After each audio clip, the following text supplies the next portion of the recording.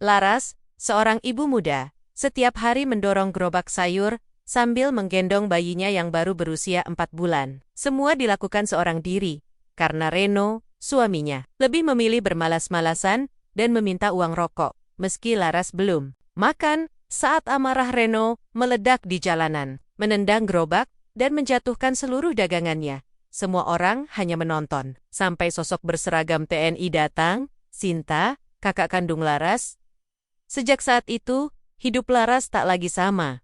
Mampukah Laras benar-benar bebas dari masa lalu yang terus mengejarnya? Saksikan kisah penuh emosi, pengkhianatan, dan kejutan yang tak terduga. Jangan lupa subscribe kanal Raisya Bercerita untuk cerita-cerita seru lainnya. Kalau kamu suka dengan cerita ini, tekan tombol like dan tulis di kolom komentar dari mana asalmu. Dukung terus karya-karya kami, dan pastikan tonton sampai akhir, karena setiap detiknya penuh makna, emosi, dan kejutan yang tak bisa kamu lewatkan. Pagi belum benar-benar terang ketika aku bangun. Langit masih biru gelap, dan suara ayam pun belum semangat berkokok. Tapi aku sudah harus bangkit. Alia mulai menggeliat di pelukanku. Bibir mungilnya menghisap udara kosong. Mungkin mimpi sedang menyusul. Aku peluk dia lebih erat. Harum kulit bayi selalu jadi pengingat kalau hidupku belum sepenuhnya hancur. Dengan hati-hati, aku geser tubuh kecil itu ke dalam gendongan. Kain jarik yang sudah mulai pudar, warnanya kusimpulkan kuat-kuat ke tubuhku. Aku cium kening Alia sebentar, lalu bangkit untuk menyiapkan gerobak sayurku. Gerobak itu berdiri di samping rumah kontrakan kami yang sempit. Warnanya sudah pudar. Bannya bunyi kletek-kletek tiap digerakkan. Tapi itulah yang bantu aku dan Alia bertahan hidup. Setidaknya, aku masih bisa jualan kangkung, tomat, cabai, dan kadang-kadang tahu tempe keliling kampung.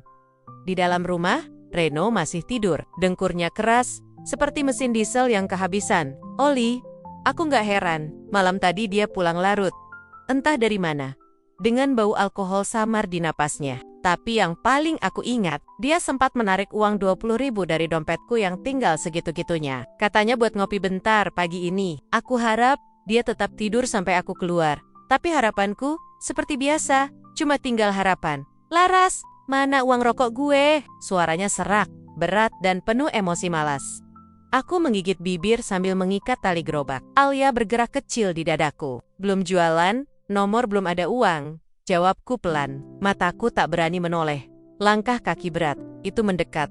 Masa gak ada sama sekali? Aku diam. Nafasku makin berat. Gerobakku baru mau aku dorong saat dia berdiri di ambang pintu, pakai celana pendek, tanpa baju, rambut aut-autan. Wajahnya kesal. Alisnya turun seperti mau makan orang. Gue minta 2.000 aja buat rokok. Masak lu gak punya?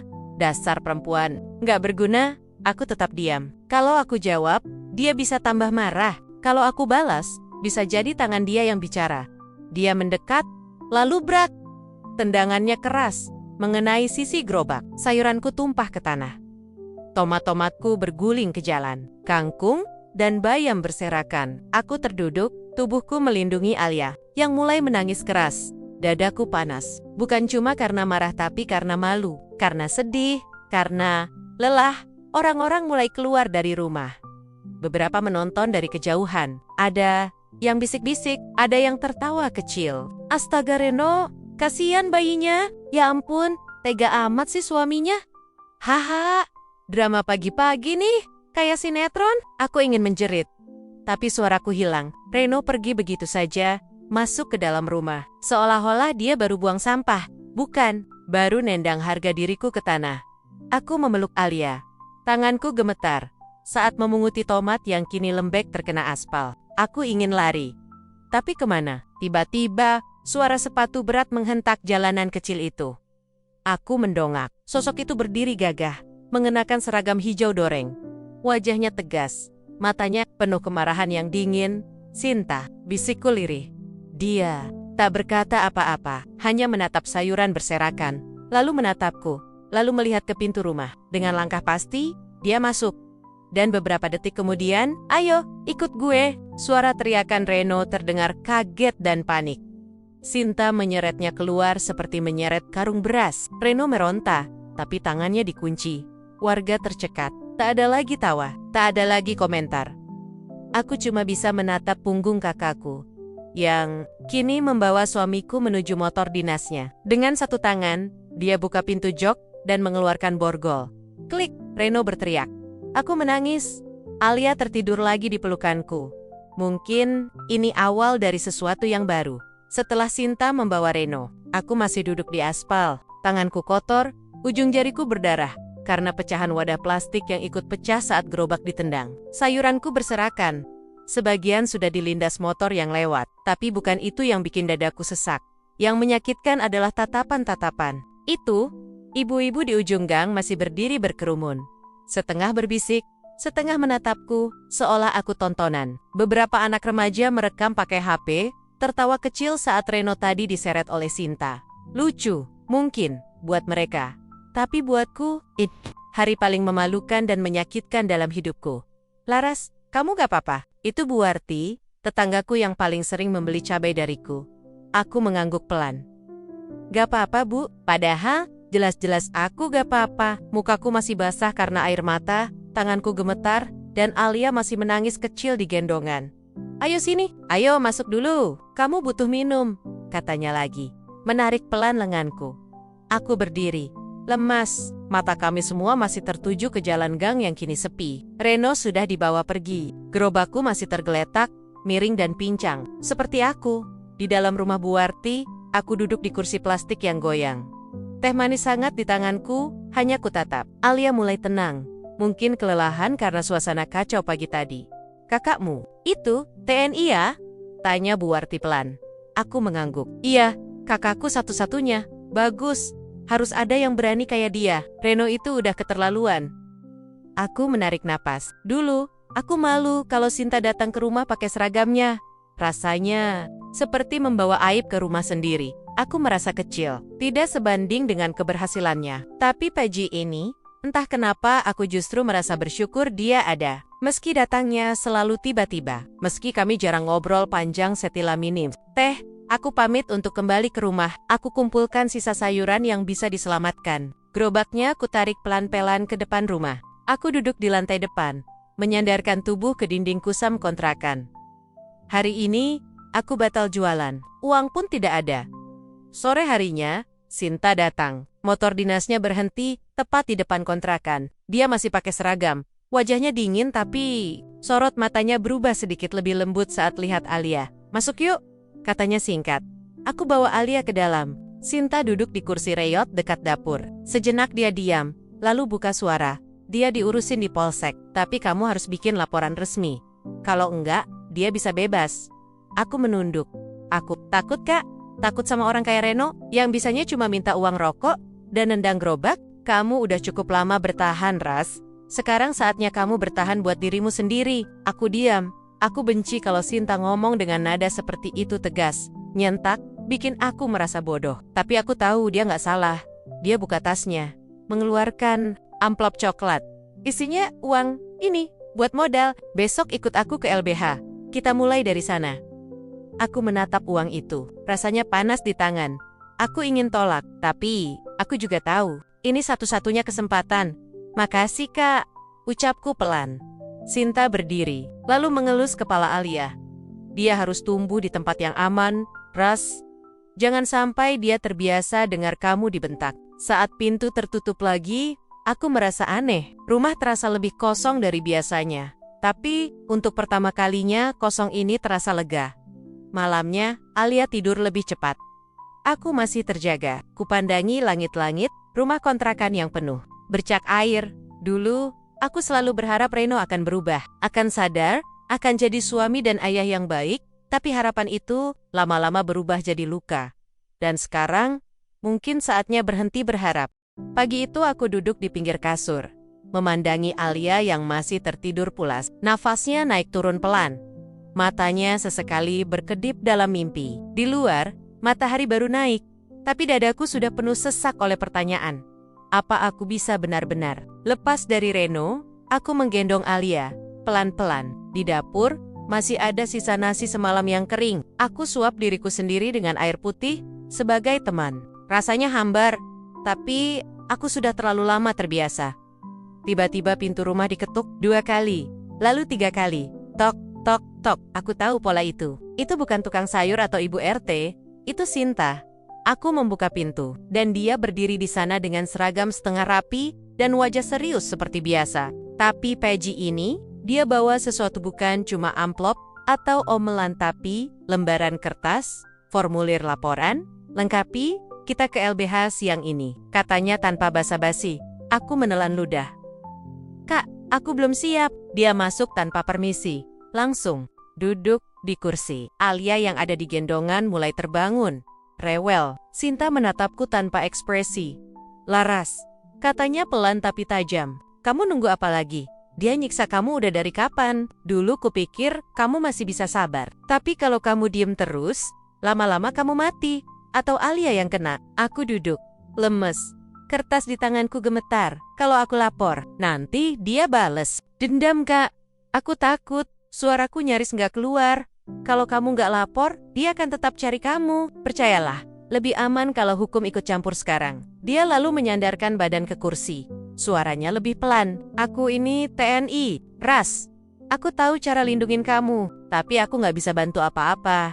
Kalau kamu sendiri nggak mau selamatin dirimu. Kata-kata itu seperti cambuk. Aku diam. Tapi dalam diam itu, perlahan, ada bagian dari diriku yang setuju. Yang sudah tak sanggup pura-pura kuat. Aku akhirnya mengisi formulir itu. Tanganku gemetar saat menuliskan nama lengkapku. Bahkan waktu nulis Reno Pratama sebagai pelaku, aku sempat berhenti. Rasanya aneh menulis nama suamiku sebagai penjahat. Tapi, bukankah dia memang begitu? Di kantor LBH, aku ditemani Sinta. Petugasnya ramah. Mereka mendengarkan ceritaku. Mereka mencatat, memberi arahan hukum, dan bilang akan dampingi sampai selesai. Saat aku selesai bercerita, salah satu pengacara perempuan menyentuh tanganku. Kamu sudah sangat kuat, Laras. Sekarang giliran kami yang bantu kamu. Aku tersenyum kecil. Rasanya seperti disambut setelah lama terdampar. Setelah itu, kami pulang ke kontrakan. Sepanjang jalan, Sinta diam saja. Tapi sebelum turun dari motornya, dia sempat bilang, "Kamu nggak sendiri, Ras. Kalau kamu jatuh, aku angkat. Tapi kalau kamu nggak mau bangkit sama sekali, aku nggak bisa bantu. Aku hanya bisa mengangguk." Malamnya, aku peluk Alia lebih erat. Dory Biasanya, untuk pertama kalinya, aku merasa langkah kakakku yang sering kurasa terlalu keras justru jadi pijakan. Pertama, aku keluar dari jurang. Bukan langkah besar, tapi cukup. Untuk mulai, sudah 3 hari Reno ditahan. Dan selama itu pula, rumah terasa lebih sunyi tapi sunyi yang tenang. Tidak ada suara makian. Tidak ada bau rokok yang menyengat. Tidak ada lelaki malas yang cuma bisa menyuruh. Aneh, meskipun sepi, aku merasa bisa bernapas lebih panjang. Tapi bukan berarti semuanya langsung mudah. Sinta memintaku tinggal sementara di rumah. Kontrakannya yang jauh lebih rapi dan bersih. Dia tinggal sendiri, jadi ada ruang cukup untukku dan Alia. Tapi entah kenapa, justru itu membuatku kikuk. Rumahnya terlalu rapi, terlalu tenang. Bahkan, suara sendok menyentuh gelas saja bisa terdengar jelas. Aku duduk di lantai sambil menyuapi. Alia, dia sudah mulai cerewet sekarang. Meskipun belum bisa ngomong, tapi ekspresinya, matanya yang besar, selalu membuatku sadar dia tidak minta apa-apa selain aku tetap ada. Sinta keluar dari kamar. Rambutnya basah habis mandi, pakai kaos polos, dan celana training. "Kamu masih diam aja," katanya sambil membuka kulkas, ngambil air putih. "Kamu mikirin apa?" Aku hanya mengangkat bahu. "Nggak enak, Kak, numpang di sini. Terus, aku juga bingung, kalau Reno keluar nanti, aku harus gimana?" Sinta duduk di sofa. "Gimana apanya? Kalau dia datang lagi, nyari aku." "Nontot," aku balik. Aku takut dia makin marah. Sinta memutar bola matanya. "Kalau dia nekat datang, dia yang salah. Kamu udah lapor. Kamu bukan lagi istrinya yang bisa ditendang seenaknya. Dan, Ras, Denggeninja, kamu udah nggak punya kewajiban buat nerima dia lagi." Aku tahu Sinta benar, tapi perasaan bersalah itu susah hilang. 10 tahun kenal Reno, 5 tahun nikah. Seburuk-buruknya dia, aku pernah berharap dia berubah. Tapi, ternyata nggak semua orang bisa diselamatkan. Sore itu, aku ke pasar dekat rumah Sinta. Jalan kaki sambil gendong Alia. Mataku menyapu sekeliling, mencari peluang. Dagangan di sini lebih ramai, pembelinya pun lebih banyak. Mungkin aku bisa mulai lagi dari sini. Aku lihat satu ibu-ibu parubaya di pojokan pasar. Jualan sayur juga. Tapi kecil-kecilan aku iseng beli beberapa ikat bayam dan ngobrol sedikit. Ternyata dia sendirian juga. Suaminya sudah meninggal, anaknya merantau. Namanya Bu Yuyun. Lagi cari kerjaan, tanyanya sambil membungkuskan cabai rawit. Aku mengangguk pelan. Dulu biasa dorong gerobak, tapi sekarang belum punya apa-apa lagi. Dia tertawa kecil. Suaranya berat tapi hangat. Ya udah, bantuin saya aja kalau mau. Nggak banyak sih, tapi bisa belajar dagang di sini dulu. Aku tertegun. Tawaran sekecil itu rasanya seperti seberkas cahaya di tengah gelap. Beneran Bu, beneran lah. Kamu bawa bayi nggak apa? Biasa juga kok. Saya dagang sambil jaga cucu. Aku pulang ke rumah Sinta dengan dada yang ringan. Untuk pertama kalinya, aku nggak cuma mikirin rasa takut, tapi juga rasa syukur. Malam itu, aku lihat ke cermin kecil di kamar. Rambutku acak-acakan, mataku sembab. Tapi, ada yang berbeda. Ada tatapan dalam mataku yang belum pernah aku lihat selama ini. Bukan Laras yang lemah, tapi Laras yang mulai belajar berdiri. Mungkin, pelan-pelan, aku sedang pulang ke diriku sendiri. Hari pertama bantu Bu Yuyun, aku bangun lebih pagi dari Payasak. Sinta masih tidur, tapi aku yakin dia tahu aku akan pergi, karena dia sempat bilang semalam, kalau kamu mau mandiri, ya buktikan. Alia ku bawa seperti biasa di gendongan. Aku cuma punya satu kain jarik yang makin lusuh, tapi tetap kupek. Aku mandi cepat, sarapan roti sisa kemarin, lalu jalan kaki ke pasar. Udara pagi agak dingin, tapi anehnya, langkahku terasa ringan. Rasanya seperti mau pergi sekolah lagi, waktu kecil cemas, tapi semangat. Pasar pagi itu ramai, suara teriakan pedagang dan motor lalu lalang membuat Alia rewel sebentar. Tapi begitu aku duduk di lapak kecil Bu Yuyun dan mulai bantu mengatur sayur di atas meja, dia kembali tenang, tertidur di dadaku. Bu Yuyun tersenyum. Bayi kamu anteng juga ya, enak digendongin terus.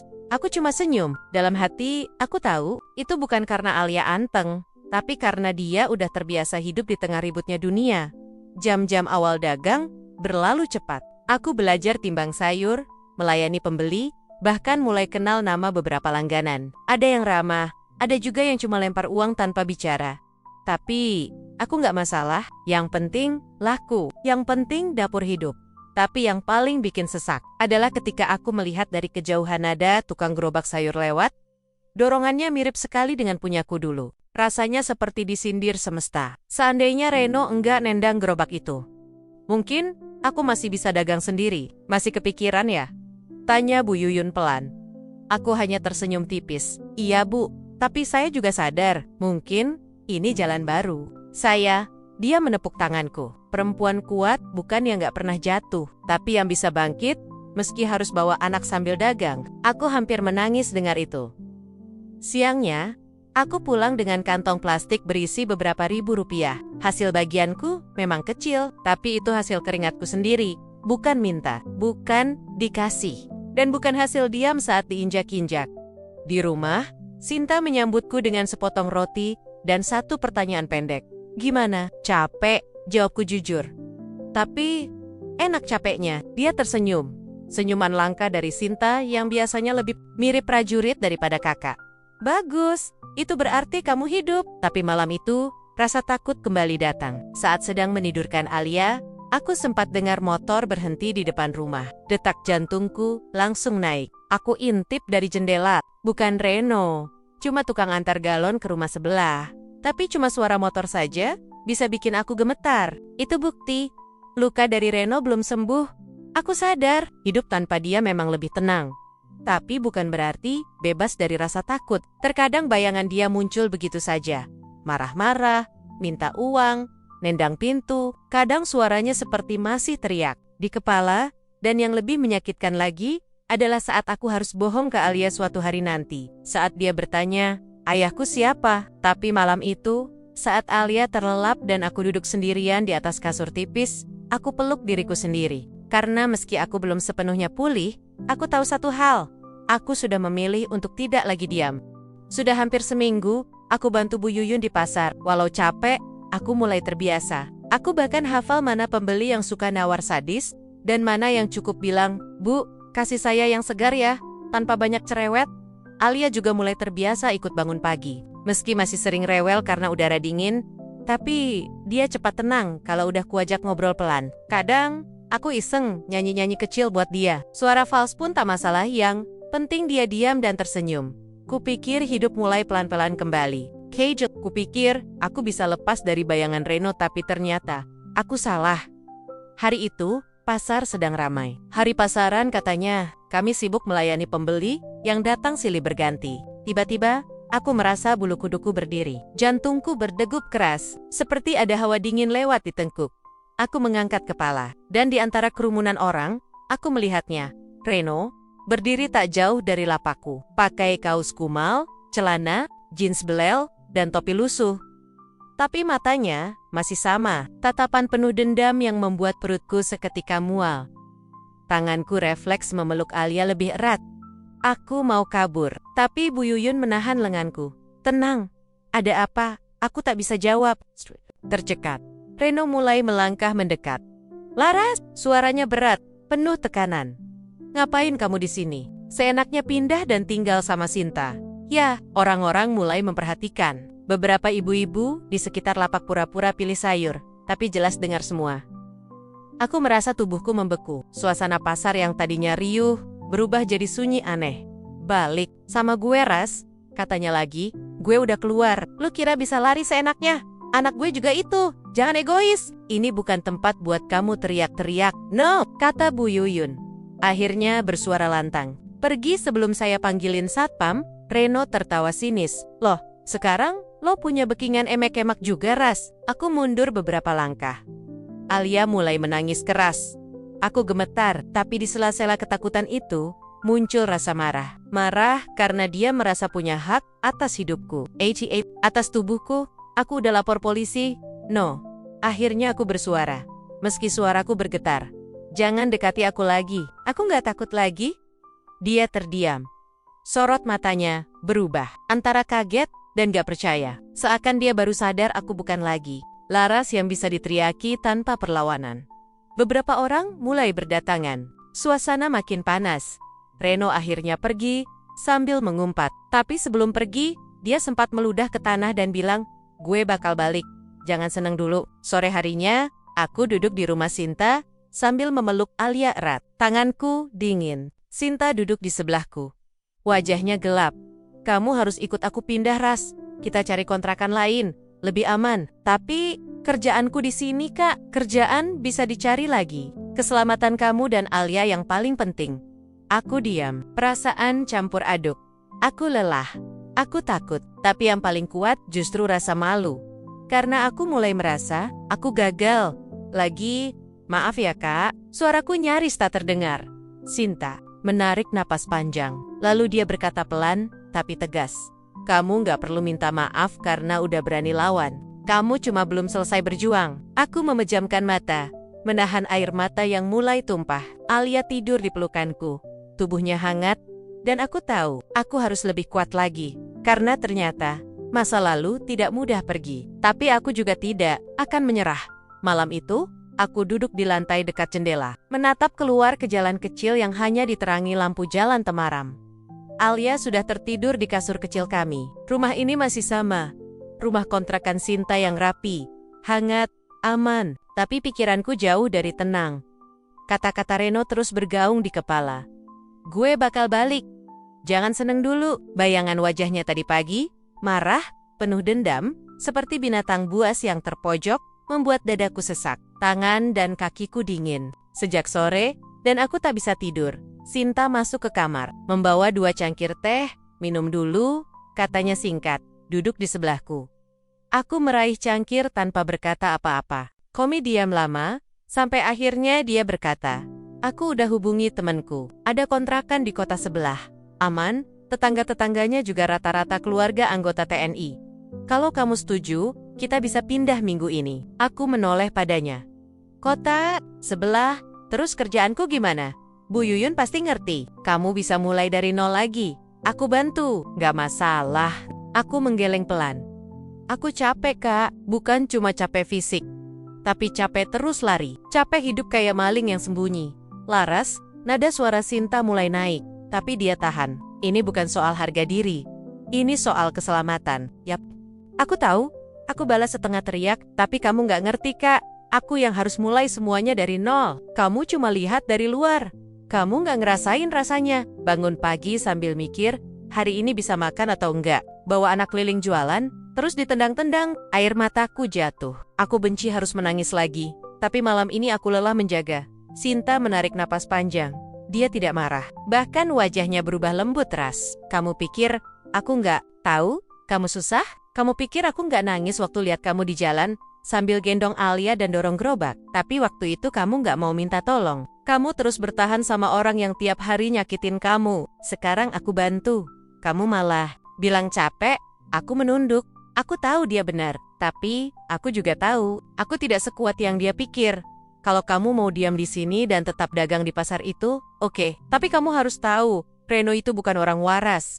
Dia bisa datang kapan aja. Dan aku nggak selalu bisa jagain kamu setiap detik. Aku hanya mengangguk, tak berani janji, tak berani nolak. Aku hanya ingin semuanya berhenti.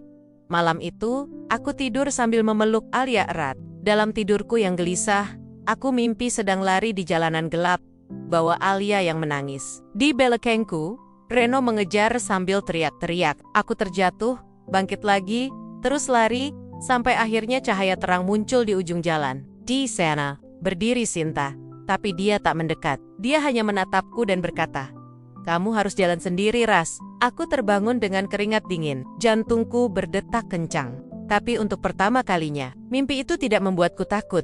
Mimpi itu menyadarkanku. Selama ini aku memang terus lari, tapi lari tanpa tujuan hanya membuatku lelah. Aku harus memilih jalan. Dan kali ini, aku ingin berjalan dengan kaki sendiri. Paginya, aku bilang ke Sinta bahwa aku setuju pindah. Tapi dengan satu syarat, aku tetap ingin bekerja. Aku tetap ingin berdiri di atas kakiku sendiri, bukan cuma berlindung. Sinta menatapku lama, lalu mengangguk.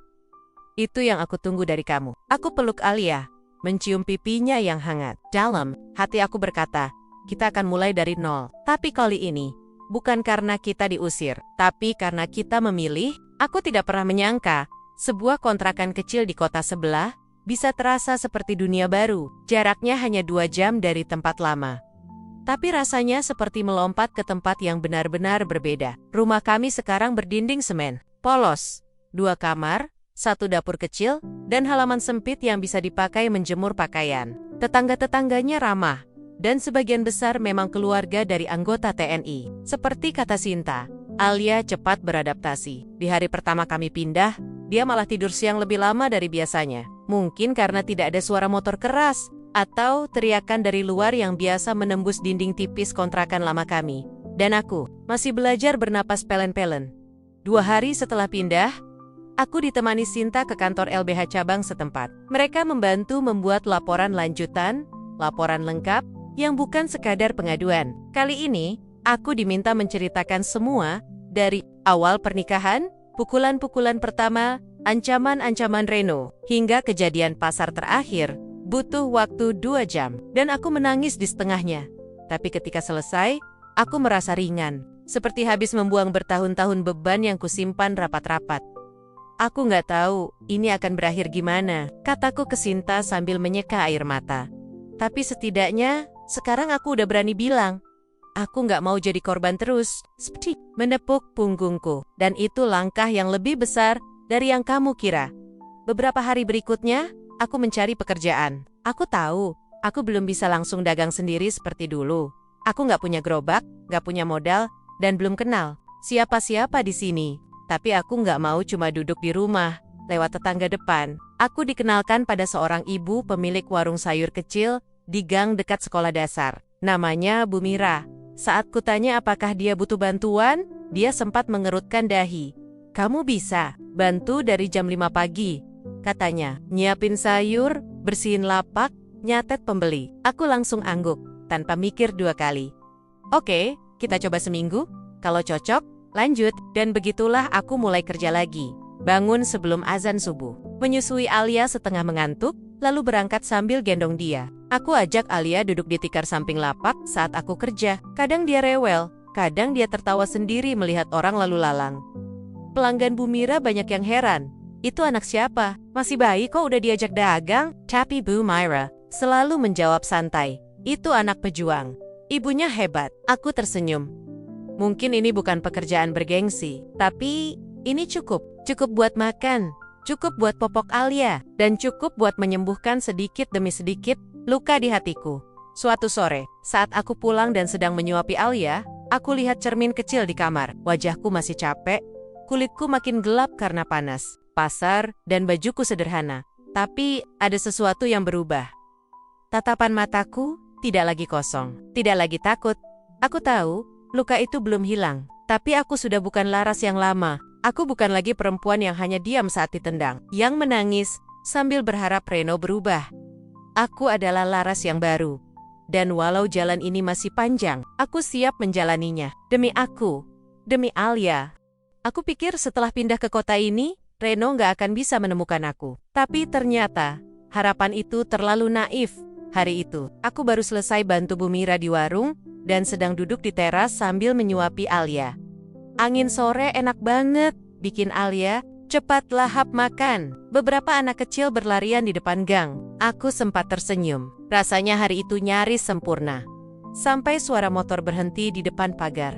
Suara yang sudah lama tak kudengar, tapi langsung membuat tubuhku kaku. Aku menoleh. Helen, dan seperti mimpi buruk yang datang lagi, Reno berdiri di sana. Rambutnya lebih panjang dari terakhir kali, tubuhnya makin kurus. Tapi sorot matanya tetap sama, gelap, menyimpan bara. Ketemu juga akhirnya, katanya sambil tertawa pendek. Dunia terasa runtuh seketika. Aku refleks peluk Alia erat-erat, tanganku gemetar. Kamu?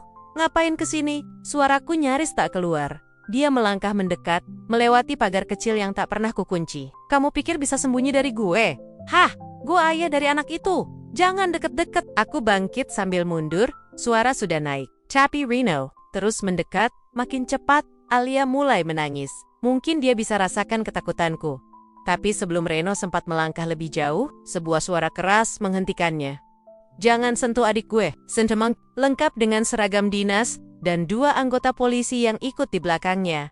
Reno terpaku. Sinta langsung maju, tubuhnya jadi tameng di depanku. Polisi sudah bersiap dengan borgol di tangan. Aku udah lapor ulang sejak kejadian di pasar. Kamu, buron, Reno, hari ini kamu gak bakal lolos lagi. Lo pikir lo bisa tangkep gue seenaknya? Reno melawan, mulai teriak-teriak. Tapi kali ini, aku tidak mundur. Kali ini, aku berdiri di belakang Sinta, dan aku ikut bersuara. Kamu bukan suami, kamu bukan ayah. Kamu cuma luka yang dulu aku pikir harus kuobati. Tapi ternyata, harus kuikhlaskan. Suara itu keluar tanpa ragu, dan aku lihat. Untuk pertama kalinya, Reno tak bisa berkata apa-apa. Dia diborgol, dibawa ke mobil polisi. Tetangga-tetangga berdiri di balik pagar. Semua diam. Tidak ada yang tertawa. Tidak ada yang menonton seperti dulu. Karena kali ini, aku bukan lagi korban. Malamnya, aku duduk di ruang tengah. Sinta duduk di sebelahku. Masih dengan wajah seriusnya.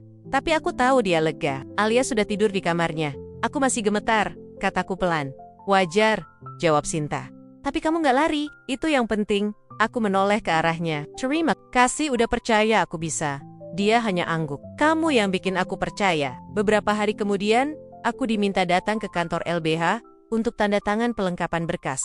Kasus Reno akan masuk tahap penyidikan serius. Beberapa saksi juga akan dipanggil, termasuk Bu Warti dari Kampung Lama. Saat keluar dari kantor, aku berdiri sebentar di bawah pohon besar, menatap langit.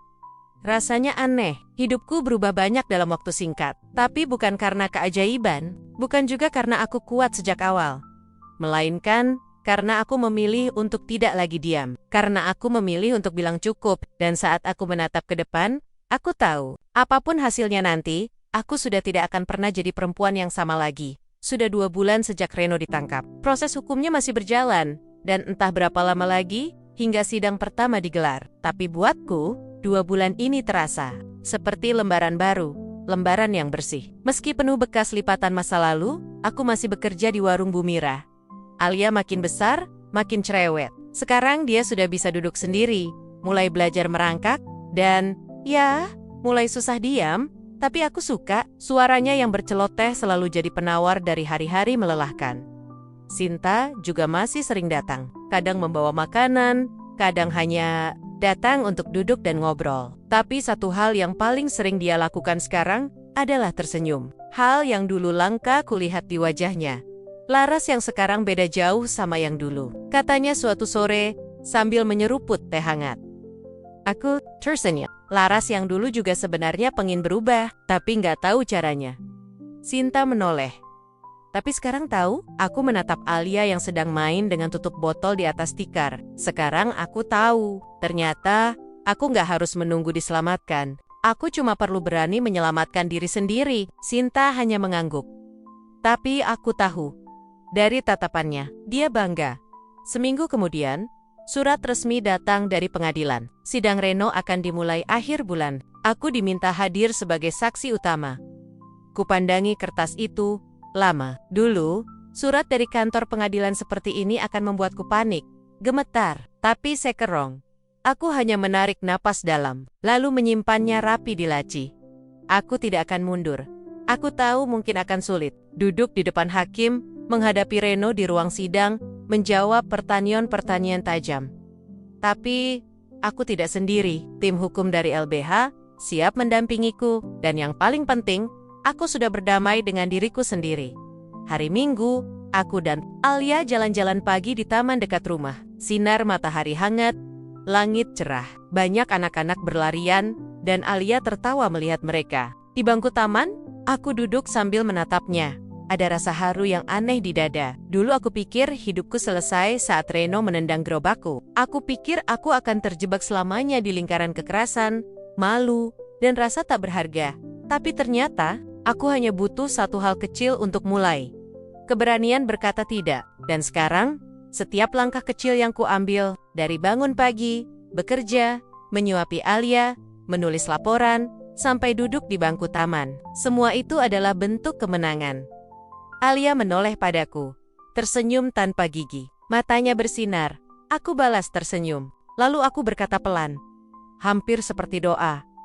Ini jalan pulang kita, Nak. Dan ibu janji, kita nggak akan kembali ke masa lalu.